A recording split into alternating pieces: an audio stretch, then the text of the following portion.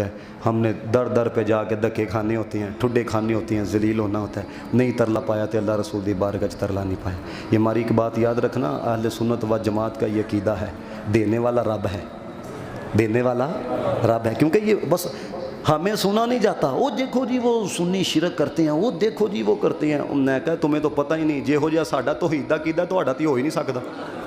ان کی بغیرتی کا اندازہ آپ اسے لگاؤ، میں ممبر رسول پہ بیٹھا ہوا ہے، اگر میں غلط بولوں مجھے کلمہ نصیب نہ ہو، میں سبز گنبد کے سامنے بیٹھا ہوتا، وہ لال رومال والا بغیرت ایک آیا، وہ جو ذہن خراب کرتا رہتا ہے، وہ آیا، خدا کی قسم اس نے مسلمانوں کو دیکھ کے کہا، اس نے کہا یہ گنبد کیا تم دیکھ رہے ہو، یہ تو تم شرک کر رہے ہو،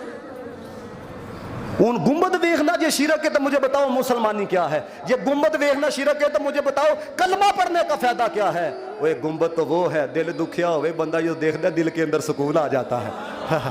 یہ تو کوئی ان سے پوچھے نا جنہوں نے مدینے کے کانٹوں سے بھی پیار کیا ہے، تو ان لوگوں کو کیا پتا عقل والوں کے نصیبوں میں کہاں ذوق جنوں، عشق والے ہیں جو سب کچھ لٹا دیتے ہیں۔ عقیدہ مضبوط، آج یہ پیغام لے کے جدوں کوئی پریشانی ہونی درود پڑھنا، ترلا حضور دی بارگاہ وچ پا دینا، یا تے آپ آ جان گے تے یا کسی دے وسیلے دے نال آپ دے نال کرم فرما دیں گے۔ ہاں اللہ تعالیٰ سب کا آنا قبول و منظور فرمائے اور عقیدے میں اللہ پختگی عطا فرمائے۔ الحمدللہ رب العالمین۔